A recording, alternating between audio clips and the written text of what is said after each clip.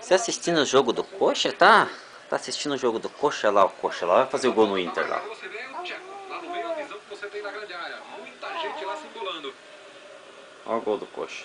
É um bom momento para o Curitiba. 1-1, 24 minutos. Autorizado o Tcheco. Lá vem a bola pro meio, desvio de cabeça, a bola vai caindo e caiu por trás do gol. Que susto ali no Quase, Gabriel. né? Eu quase que o Coxa faz, né? Quase que o Coxa faz, né? Ó, tá caracterizada com a roupinha do Coxa, né? Pra assistir o jogo. Né, linda? É, meu amor. Perdão é o... 57,5%.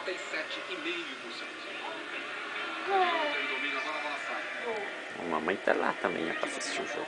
Aí o Dorival Júnior mais tenso, mais preocupado. 1-1 é pra cá. Resultado que não coloca o Inter aqui já nesta rodada na zona de Libertadores. Gol, né? Grita gol do Coxa. É gol do Coxa. É. Gol, gol, é gol do Coxa. É. É. Gol, gol.